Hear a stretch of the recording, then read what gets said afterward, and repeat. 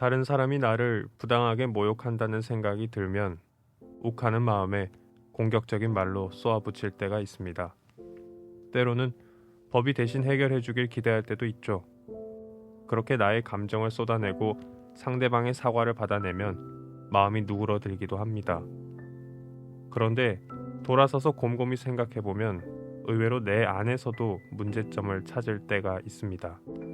어떤 방법이 슬기로운 해결 방법일까요? 오늘은 인간의 존엄과 성숙한 시민사회를 생각하며 혐오 표현의 이면을 살펴봅니다. 다양한 분야에 관심을 가진 일반인 셋이서 흥미로운 논문을 한번 조명해 봅니다. 그래서 둔스 스코투스가 누군데 지금부터 시작하겠습니다.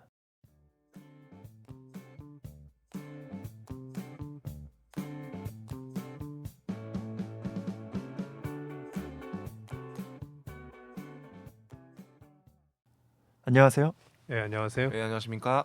안녕하세요. 진행을 맡은 비드래곤 PD라고 합니다. 저는 최근에 문학에 관심이 많고 점점 더 잡식성 인간이 돼가는 것 같아요.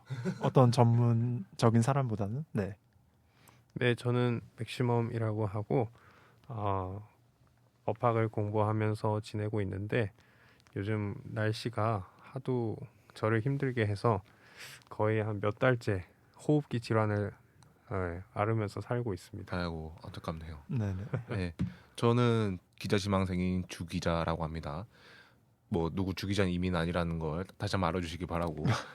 뭐 늘상 그렇지만 항상 야구와 음악에 파묻혀서 지내고 있습니다. 예, 어제는 또 직관을 갔다 왔고요. 어제 또 직관을 다녀오셨군요. 예, 마침 또 같이 야구 본 친구가 있어서. 요즘에 그 야구장 열기가 아주 대단하다고. 예, 대단하더라고요. 어제가 월요일이었는데도 사람이 꽉 찼습니다. 아주. 매진의 연속이라고 들었어요. 예, 맞아요. 올해 1,000만 관 정도 돌파를 했어요. 프로야구가. 어제 어디서 누구랑 경기가 있었죠? 어제 잠실구장에서 이제 SSG와 두산 베어스가 경기를 했었죠.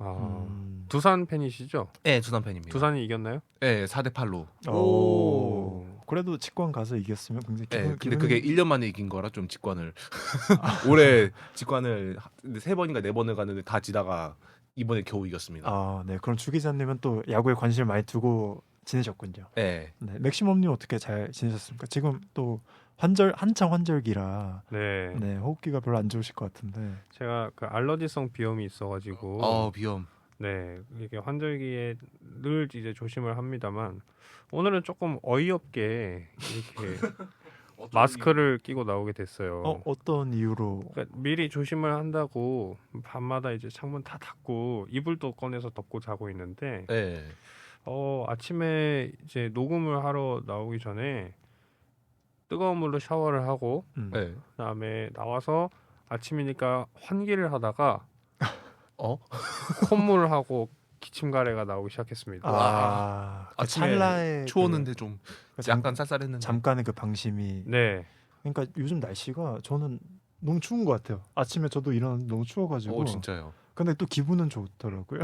네, 상쾌하긴 해요. 기분은 추석 때 좋고. 그때 더웠던 거 생각하면은 그렇죠. 엄청 습했죠 추석에. 네, 진짜 극혐스러운 그런 날씨가 너무. 근데 또 조금 다시 더워진다고 하는 말도 있더라고요. 네, 낮에는 좀 더워져도 근데 좀 괜찮은 것 같아요. 습도가 없으니까. 네. 그리고 밤에 좀 이렇게 기온이 내려가니까 다음 날 낮에 돼도 좀 견딜만한 것 같습니다. 맞습니다. 맥시멈님 이렇게 또 이렇게 병약한 말들을 많이 하시지만 지금 또 마라톤 풀코스를 준비하고 계시거든요. 네, 맞습니다. 어제까지만 해도 괜찮았거든요. 이게 방금 말씀드렸다시피 지금 마스크 낀 게 지금 채 3시간이 되지 않은 상황이기 때문에 어제까지는 괜찮았는데 내일 되면 또 조금 나아지겠죠. 네, 내일은 뭐 더 나아지지 않겠습니까? 네, 오늘보다 더 나았네. 그러면 다들 잘 지내신 것 같고. 네.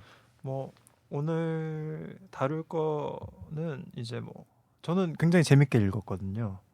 그러신가요? 네, 굉장히 재밌게 읽었고 의외로 되게 딱딱할 수도 있겠다고 생각을 했는데 생각보다 너무 논리 정연하고 누가 내가 이렇게 한 번쯤은 생각해봤던 거를 굉장히 잘 전개해서 써놓은 거를 흡수만 하니까 너무 상쾌하고 기분이 좋은 거예요. 편했다. 네, 뭐 그런 시 있었고. 다른 분들은 뭐 어떻게 읽으셨나요? 저도 봤는데 되게 오랜만에 그런 형태의 논문을 읽다 보니까 오히려 좀 새로운 부분도 있었고, 그리고 그 논문 안에서 꼬집는 부분이 평소에 잘 생각을 안 했던 부분, 그런 부분들을 꼬집어주는 게 있어서 저도 모르게 살짝 반성을 하게 되는, 그런 성찰을 하게 되는 그런 계기가 되지 않았나, 네, 그런 좋습니다. 생각이 듭니다. 벌써부터 뭐 반성하고 성찰을 하고 계시는 주 기자님. 네, 오늘 이 논문 같은 경우는 맥시멈님께서 조금 준비를 해주셨는데 한번 간략하게 소개나 그리고 이 논문을 선택하게 되신 계기 같은 걸 간단하게 한번 말씀해 주시겠어요? 이 논문의 경우에는 이제 논문의 제목에 딱 나와 있습니다. 혐오 표현, 인권 침해와 표현의 자유 사이에 라는 이제 제목을 하고 있고, 요즘 우리가 이 말, 그다음에 표현, 이것에 굉장히 민감한 사회 아닙니까? 그렇죠. 많이 그래서, 민감하죠. 네. 그러니까 매일 뉴스에 나오는 이제 주제들 중에 늘 하나씩은 이렇게 누가 말을 잘못해서, 누가 단어 선택을 잘못해서, 맞습니다. 네. 그러게 이제 온라인에 매스컴을 타고 가다 보면 물론 와전되는 측면도 있지만 또 사람들이 거기에 다 댓글을 달면서 공격하지 않습니까? 그렇죠. 근데 그 공격하는 양상도 예전보다 또 갈수록 더 공격적이고 더 뭐라 그럴까요?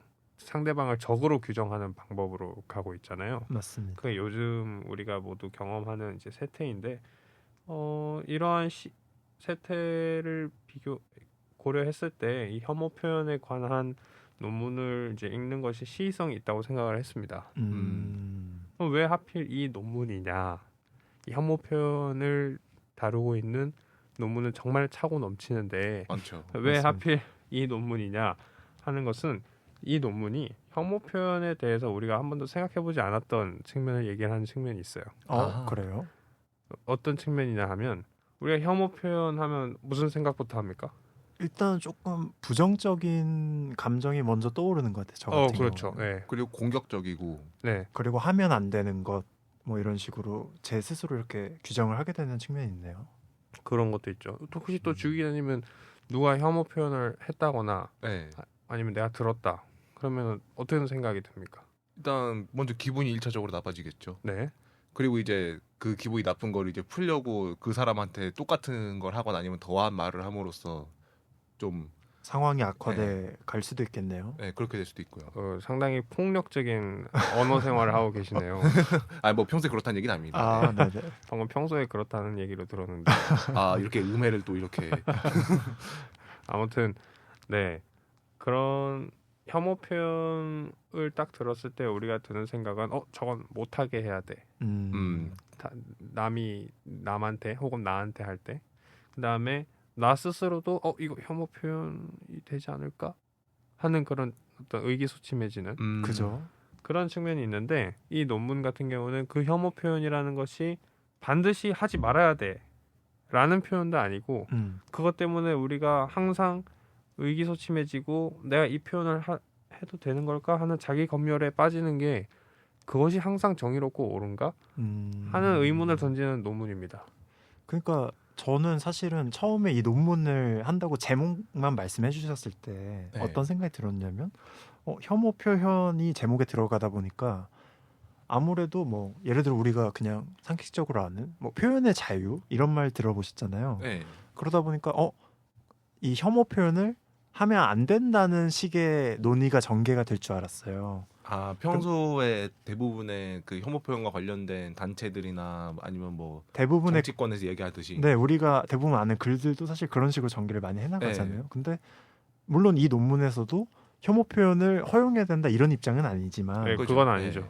이 혐오 표현이 법으로 규정되었을 때 우리가 받아들여야 하는 손실들이 또 있다는 측면이 있는 것, 그런 것들을 많이 이야기를 하시는 것 같아요. 네, 그렇습니다.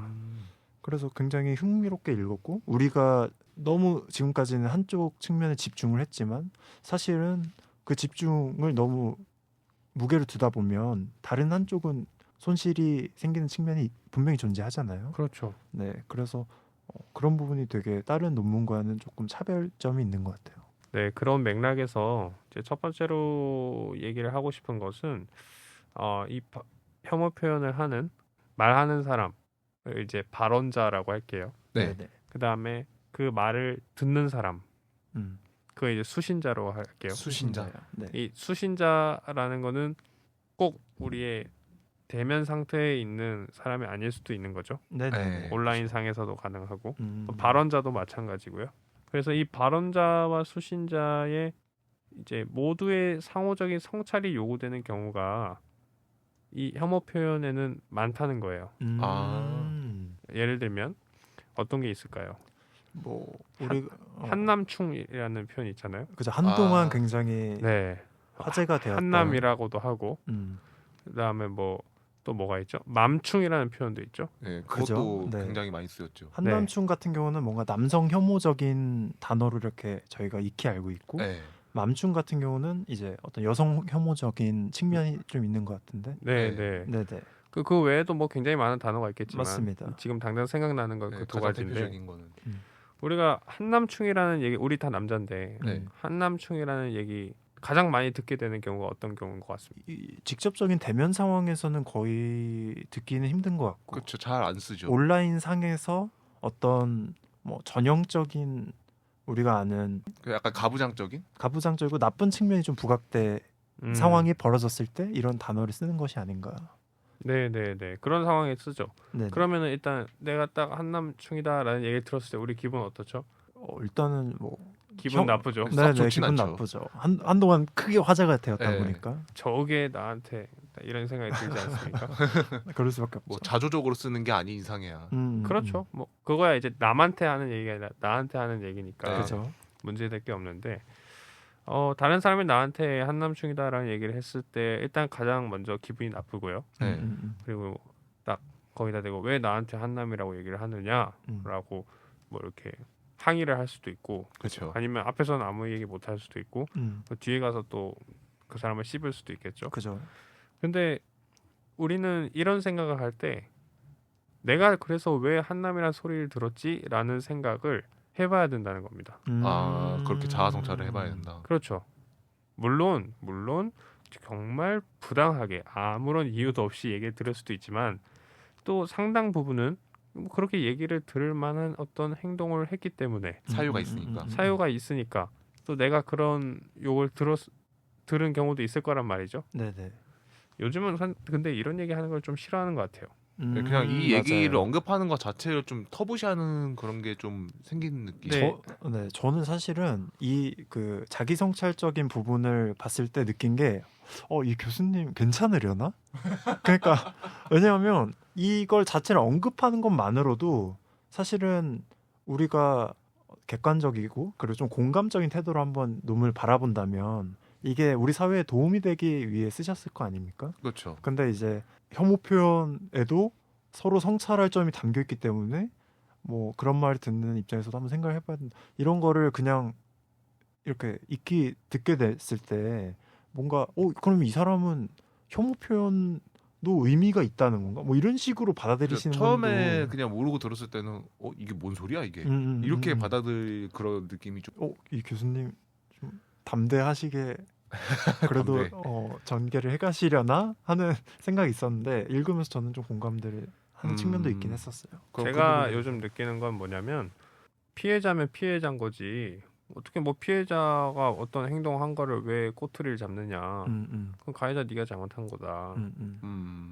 그런 일을 당할 만했다라는 표현을 이렇게 하는 것 자체가 요즘은 좀 많이 터부시 되는 것 같아요. 그죠. 그러니까 뭐 아니면 도가 돼버리는 거예요. 네. 네. 그러니까 어쨌든 여기서도 이제 혐오 표현이라는 게 굉장히 규정하기는 아직 힘들지만 어쨌든 표현의 일종이잖아요. 그렇죠. 그 기준이 굉장히 모호하지만 어쨌든 표현인데 인간이 언어로서 소통할 수밖에 없는데 그 마음속에 그 말하고자 하는 바를 표현을 한 거고 거기에는 나름의 그 사람의 어떤 의미가 담겨 있을 거란 말이에요. 네. 어떤 네. 상황을 지켜보고 그리고 뭐 상대방을 그걸 꼬집는다든지 아니면 자기가 말하고자 하는 바를 이렇게 해소를 하고 싶은 욕구가 있을 텐데 네. 이제 요즘에는 만약에 그 표현 자체가 혐오 표현이라는 낙인이 찍히면 아예 그 의미 전달 자체를 거부하거나 삭제를 해버리는 추세 경향이 좀 있는 것 같아요. 그런 것도 네. 있죠. 네네. 그런 부분들이 조금 많이 나타났던 것 같습니다. 네, 맞습니다. 근데 아까 말씀해 주셨다시피 우리 언어적인 한계라는 것도 있고 물론 그런 어떤 그런 어떤 표현에 그런 부정적인 의미가 사회적으로 널리 통용되고 있다라고 한다면 뭐 가급적이면 갈등을 줄이기 위해서 그런 표현을 좀 안 쓰려고 자제하는 편이 슬기로운 사회생활에 있어서는 굉장히 필요하긴 하겠습니다만 분란을 만들지 맞습니다. 않으려면 네. 네네네. 그럼에도 불구하고 정말 내가 어떤 아무런 이유 없이 그런 표현을 들었다는 게 모든 상황에 다 그렇다는 건 아니죠. 그죠. 네. 네. 내가 그럴 수도 있어요. 내가 정말 아무런 잘못도 안 했는데 저 사람이 나한테 갑자기 이거- 뭐 차별적인 발언을 네, 한다든지 네, 네. 뭐. 그럴 수도 있죠. 그런 경우도 있는데 그런 경우를 얘기하자는 건 아니고 뭐 음. 그건 너무 명백하니까 그죠. 내가 뭔가 좀 이기적인 행동을 했다. 아니면 내가 다른 사람을 좀 배려하지 않는 행동을 했다. 그런 상황에서 들은 어떤 혐오 표현에 해당하는 어휘를 들었을 때에는 그 사람도 너무 과격한 표현을 했기 때문에 잘못한 거지만 네. 그죠. 내가 그렇다고 해서 완전히 피해자로서 편안한 도덕적 지위에 있는 게 아니라 좀 나 자신도 스스로를 성찰해봐야 할 필요가 있다. 네. 이 논문을 통해서 말씀하고자 하시는 게 그 부분인 것 같아요.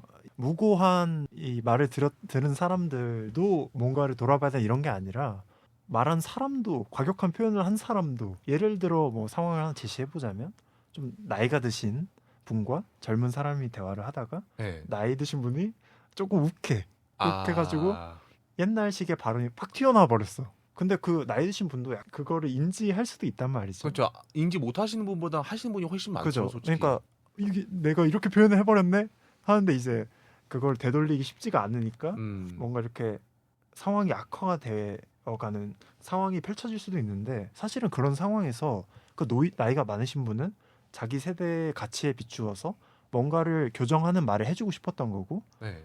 그리고 젊은 세대도 근데 이건 너무 강하게 얘기한 것이기도 하지만 저분의 세대와의 나의 가치 차이를 한번 비교해 봤을 때 내가 뭔가 상황에서 이런 식으로 해결해서 저분이 못 받아들였을 수도 있겠구나 하는 맞아요. 이런 성찰적인 태도가 필요한 것인데 이 논문 전반에 사실 굉장히 중요하게 얘기하시는 게 과연 이런 혐오 표현을 그러면 법적으로 규정을 해야 되는 거냐는 문제가 가장 주요하게 펼쳐지거든요. 네. 그렇죠. 이 법적으로 규제를 하려고 하면 단순히 저 사람이 나의 기분을 망쳤어. 아니면 나에게 어떤 온라인상으로 명예를 정말 다시 돌이킬 수 없을 만큼 뭐 침해했어. 라고 내가 느낀다고 해서 무조건 다 이렇게 규제를 할 수 있는 건 아니라고 나오는 것이죠. 네. 네네. 이 법학적으로 특히 이제 우리가 얘기를 할 때 저거는 이제 감옥에 집어넣어야 돼. 뭐 벌금 좀 물려야 돼. 한번 뭐, 재판 가보자고. 네, 네. 재판 가보자고. 재판 가보자고. 그렇게 얘기를 할 때 우리가 보통 형법을 얘기하지 않습니까? 많이 얘기하죠. 네, 그 사람의 혐의를 소명을 해야 되니까. 그러면서 우리가 자주 원용하는 게 이제 모욕죄, 내지는 이제 명예훼손죄. 그렇죠, 명예훼손. 그런 경우를 얘기를 하는데 이 혐오 표현이 그러면 이 모욕 그리고 명예훼손에 이제 요건을 갖추느냐. 다시 말해서 이제 명예훼손이 되려면 갖추어야 할 이제 여러 요건들이 있는데 네. 그 요건에 정확하게 딱 들어맞느냐 이 혐오 표현이 라고 얘기를 할 때 그게 좀 애매하다는 겁니다. 그렇죠. 아무래도 형법이라고 하면 국가의 강제력을 통해서 처벌을 내릴 수 있는 아주 강력한 힘인데 그렇죠. 그리고 이제 그 사람의 행위를 범죄를 규정하는 그런 범죄를 힘이 있으니까. 규정하는 그런데 이제 이 혐오 표현을 어떻게 규정할 것인가가 굉장히 중요한 문제가 될 것 같아요. 그렇죠. 근데 기준이 모호하고 사실은 저도 그냥 뭐 간단하게 알고 있는 것도 형법에는 죄형 법정주의라는 대원칙이 있는데 네, 맞습니다. 그 중에서 굉장히 중요한 것 중에 하나가 명확성의 원칙이란 말이에요. 네. 근데 이 혐오 표현이 과연 어디서부터 어디까지가 혐오 표현이고 어디서 한 단어를 빼면 이게 혐오 표현이 아닌 거고 그렇죠. 이거에 따라서 벌금을 매기거나 감옥에 갈 수 있다는 거는 위험한 요소도 있는 것 같아요. 네. 그리고 또 그 말이 사용된 맥락도 중요하죠. 네, 맥락도 중요하죠. 나 저 사람 싫어 이렇게 얘기를 했는데 음.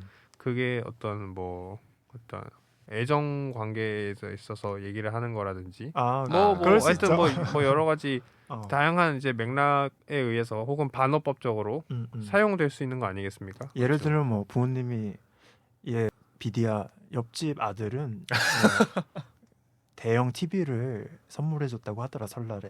근데 나는 그런 거 절대 필요 없다. 그런 거 그렇게 완곡하게. 네, 이런 그렇죠. 식으로 이 표현과 의미가 다를 수도 있다는 거죠. 맞아요. 진정한 의미와 표현이 또 좀 다를 수도 있고. 음.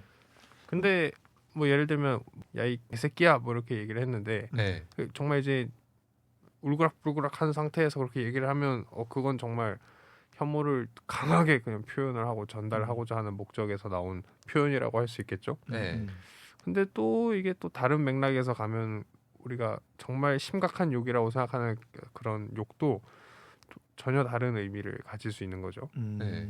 근데 또 어떻게 생각해 보면 그렇게 울그락불그락 할 만큼 화가 치민 상태에서 어쨌든 그 사람도 해소가 필요한 상황 아닙니까? 그 감정을 그런 상황에서 뭐 욕설 아까 얘기했듯이 혐오 지향성이 담긴 욕설은 좀 피해야겠지만 이 논문에서 나오는 것도 뭐 병신이라든지 뭐 아니면 아까 얘기했던 개새끼 뭐 이런 다양한 욕설 종류가 많지만 그 중에서 사실 고유어나 이런 것들도 있거든요.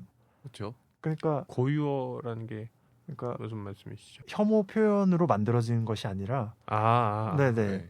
욕설을 하기 위해서 방금 그 맘충 이런 거랑 다르게 네, 그런 한남 게 이런 거랑 아니라. 달리 네. 그러니까 어쨌든 지금 화가 난 사람도 어쨌든 해소를 해야 되는데 나름 뭐 그 상황에서 차분하게 이야기가 나오기 쉽지 않을 거 아니에요. 쉽지 않죠. 네, 그러다 보니까 뭔가 근데 이런 것들까지 다 혐오 표현으로 규정을 해버리면 화가 난 상황에서도 다들 표현도 못하고 이게 그렇죠. 말할 수단이 없는 거죠. 어떻게 때로는 보면. 사실 그런 어떤 물론 욕설 좋은 건 아닙니다. 네. 근데 이제 그런 욕이나 어떤 분노를 표현하는 게 필요해요. 네 말로써 오히려 풀어져야 네. 행동이 좀 자제가 되고 그런 것도 있고 네. 뭐 예를 들면 어떤 공동의 목적이 있는 상황이라면 뭐 정당하게 좀 화를 내고 뭐 아니면 뭐 욕을 한마디 딱 굉장히 점잖은 상사가 갑자기 욕을 한마디 딱 하면 이렇게 모두가 풀어져 있다가도 다시 이렇게 딱 파급력이 긴장하- 배가 되죠. 평소에 안 네. 그러던 사람이 얘기를 하면. 네, 그럴 때가 있지 않습니까? 그렇게 네. 해서 또 이렇게 다시 이렇게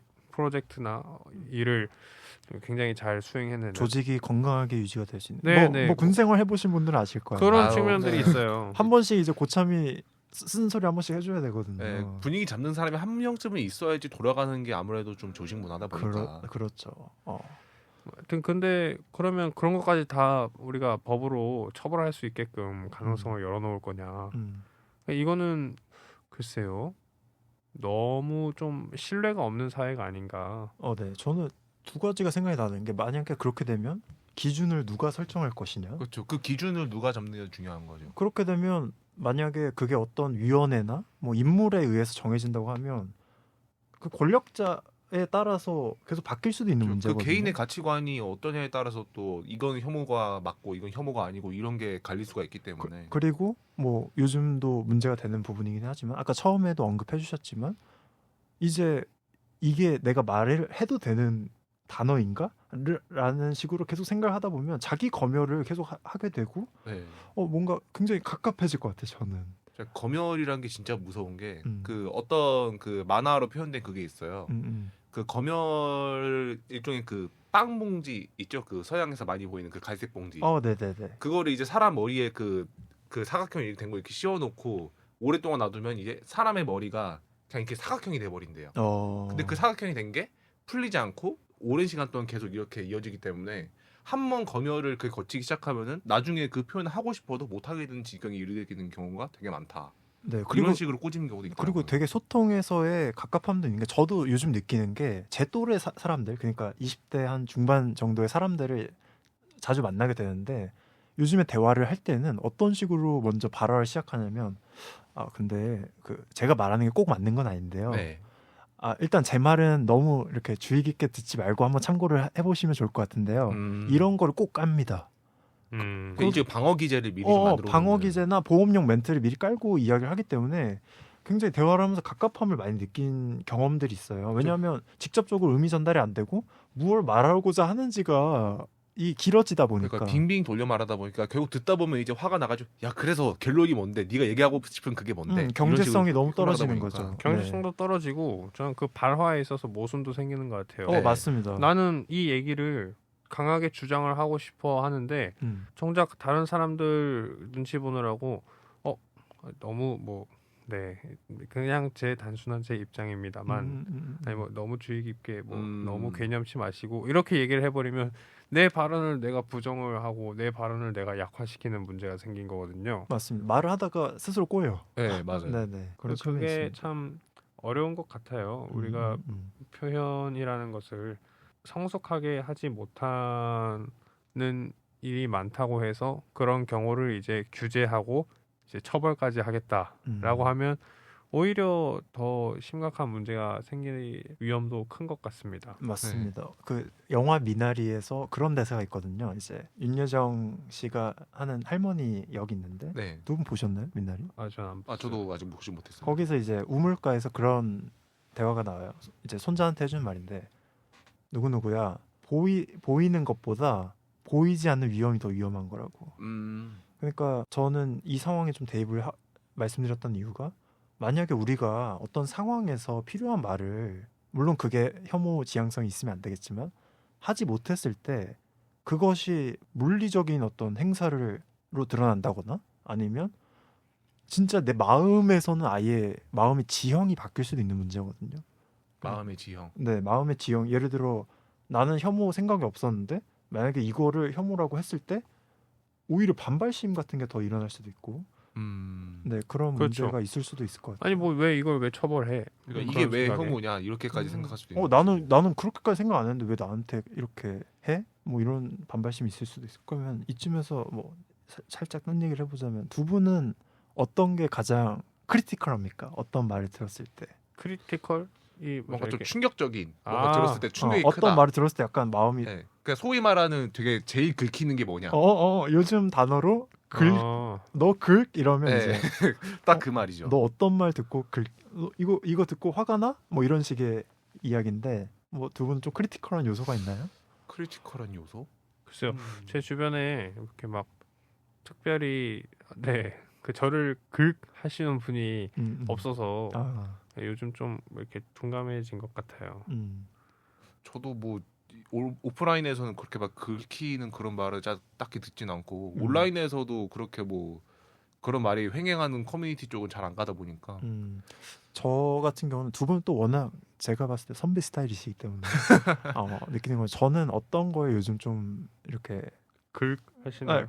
하냐면 아니 왜 약간 말과 행동이 다르다 뭐 이런 말 들었을 때 있잖아요. 약간 그런 걸 너 전에는 이렇게 얘기했다가 왜 지금 이렇게 얘기해?라는 거를 물론 그랬을 수도 있어요. 그 상황이 그랬을 수도 있는데 제가 그걸 들으면 약간 좀 반발심이 드는 뭐 그런 상황들이 좀 있는 것 같아요. 이렇게 찔리는 경우. 좀 찔리는 경우. 네. 그러니까 찔리니까 욱하게 되고 뭐 이런 게 좀 있는 것 같은데. 그러니까 그렇게 찔릴 때 저도 맞아요. 생각해 보면 이렇게 어떤 누가 나의 약점 이렇게 아니 뭐 정말 찔리는 그런 걸 딱 캐치를 해서 얘기를 했어. 그러면 항상 기분이 나빴던 것 같아요. 일단 처음에 이렇게 처음 감정이 갑자기 긴장이 뜨끔하는 거예요. 긴장이 팍 올라서고. 근데 그 상황에서는 그런 어떤 깊은 생각이 안 드는데 뭐 지금 우리가 얘기를 하는 상황에 비추어 보면 내가 고쳐야죠. 내가 성찰할 부분이 결국 있는 겁니다. 그렇죠. 물론 이제 그런 얘기를 상대방이 좀 신사적으로 다른 사람이 듣지 않는 곳에서 이렇게 얘기를 하면 1대1로서 얘기를 해주면은 제일 뭐 좋겠지만 제일 좋긴 하겠지만 뭐 그런 너무 외부 요인이니까 내가 일일이 통제할 수는 없지 않습니까? 맞습니다. 그렇다고 해서 내가 완전히 피해자로서 너무 편안한 처지에 놓여 있을 건 아니라는 거죠. 나도 분발을 해야 된다라는 겁니다. 상호 성찰적인 요소가 있다. 그렇죠. 네. 그리고 저는 이 얘기도 하고 싶어요. 이제 논문에도 나왔는데 우리가 어떤 혐오 표현이나 이런 거를 이제 사회적으로 널리 통용되는 측면이 있지 않습니까? 네네. 의미가. 근데 그 의미를 우리가 항상 수동적으로 받아들이기만 하는 존재인가? 앞으로 그래야 하는가? 그것도 우리가 생각해볼 필요가 있는 것 같습니다. 그렇죠. 결국 우리는 의미를 계속해서 만들어내야 하는 존재인데 네. 어떤 다른 사람이 만들어 놓은 걸 단순히 써야 되는 수동적인 측면이 아니라 만약에 내가 좀 마음에 안 들거나 아니면 그런 걸 또 적극적으로 한번 대응해 볼 수도 있다는 거죠. 그렇죠. 뭐 그리고 그런 겁니다. 뭐 예를 들면 누가 나한테 어떤 요즘 흔히 이제 널리 통용되는 어떤 혐오 표현으로 나를 긁한다고 할 때 긁는다? 긁는다라고 얘기해도 되나요? 네, 그렇죠. 네. 긁는다, 성질을 살살 긁는다라고 할 때 물론 이제 기분은 나쁘죠. 그 의미가 어떤 의미로 이렇게 쓰이고 있는지. 근데 우리 사회가 거기에 계속 매몰되어 있는다는 건 또 잘못된 거잖아요. 맞습니다. 네, 바람직하지 못한. 네, 인간은 그렇게 수동적인 존재가 아니고 그죠. 의미를 창출해내는 존재이고 또 우리의 그 존엄이라는 가치가 이렇게 사회적으로 규정될 때마다 나의 존엄도 그에 맞춰서 결정되는 건 아니지 않습니까? 맞습니다. 네. 우리의 존엄이라는 거는 우리 스스로 만들어가는 측면도 있는 거고 그렇기 때문에 굉장히 자율적인 것이지 사회적으로 막 그때그때 막 결정되는 그런 수동적인 태도를 취하는 거는 아닌 것 같아요. 네, 그런 네. 표현, 그런 점에서 우리가 혐오 표현이라는 것을 너무 의미 있는 그대로 혹은 사회적으로 통용되는 그런 의미 그대로를 그대로 받아들이는 게 아니라 나 스스로 성찰하는 게 필요하다. 왜 저 사람이 저런 혐오 표현을 썼을까? 나한테 정말 문제가 있는 거라면 저 혐오 표현은 사회적으로 널리 통용되는 의미와는 좀 다른 의미가 있는 게 아닐까? 그런 생각을 해야 되는 거죠. 그런 측면도 어느 정도는 우리가 주목할 필요가 있다. 네, 앞에서 우리가 한남 예로 들지 않았습니까? 네. 이번에는 뭐 균형을 맞춰서 뭐 맘충이라는 표현이 있다. 맘충이라는 표현을 언제 씁니까? 혹시 맘충이라는 표현을 써보신 적 있으세요? 써보진 않았는데 맘카페 이런 걸로 많이 들어보긴 했어요. 그 왜 저는 이제 뭐라 그러죠? 유튜브 쇼츠? 네. 나 아니면 인스타 뭐라 그러죠? 릴스. 릴스 혹은 뭐 네이버 가끔 어떤 뭐 뉴스나 이런 거 뜨는 거 보면 그 애들을 이렇게 공공장소에서 잘 관리를 안 한다거나 아니면 이렇게 뭐 애들 똥기저귀 같은 거 그냥 그 카페에다가 올려놓고 가거나 좀 그런 좀 이기적인 행동을 해서 공중 도덕이나 어떤 공공장소에서 지켜야 할 윤리를 좀 심히 어지럽히는 어머니들을 맘충이라고 하더라고요. 근데 내가 맘충이라는 얘기를 들으면 뭐야 내가 엄마라고 뭐 애엄마라고 지금 뭐 나한테 삿대질 하는 거야? 이렇게만 받아들이면 그거는 이제 사회적으로 통용되고 있는 어떤 혐오 표현으로서의 맘충의 의미를 그냥 수동적으로 받아들이는 거에 불과한 거죠. 그렇죠. 내가 뭐 잘못했나? 내가 저번에 애들 그 통제를 잘 못해서 그런가? 그런 식으로 좀 의미를 곱씹어봐야 되는 것이죠. 그리고 어떻게 보면 뭐 그 막 이렇게 혐오 표현을 들었을 때 그걸 단순히 받아들이고 뭐 반성을 해야 된다는 게 아니라 저 사람이 나한테 이런 이야기를 하는 걸 보니까 지금 나의 상황을 저 사람은 그렇게 우리가 통용하는 그 맘충이라는 의미로 지금 받아들이고 있구나. 지금 그런 상황이구나. 그러면 약간. 나는 지금 상황에서 어떻게 대응을 해야겠다라는 식으로 나아가는 게 상호 이렇게 어떻게 보면 부딪히면서 발전하는 요소도 있잖아요. 그렇죠. 그러다 보니까 그렇게 대응을 하고 서로 봐주면서 해 나가야 되는데 만약에 우리가 사실 맘충이라는 표현이 나쁜 표현이지만 그것이 담긴 의미는 어느 정도 다들 공감을 하고 있고 그리고 어떻게 보면 그걸로만 표현되는 부분도 있는 것 같아요. 근데 그런 거를 아예 법적으로 규정을 해서 금지를 한다면 뭐 서로 간에 아무 말도 할 수 없는 일률적으로 규제하는 거니까 사회가 될 수도 있을 것 같고 일단 시간 문제상 저희가 처음에 이제 이 논문을 소개하면서 상호 성찰적인 부분이 분명 존재한다. 혐오 표현에 있어서 그것이 단순히 우리가 수동적으로 받아들여야 되는 게 아니라 대응을 해나가야 하는 어떤 지표로도 볼 수 있지 않을까? 그렇죠. 그리고 그게 꼭 법으로 규정할 필요는 없지 않나 하는 문제의식을 한번 열어봤고요.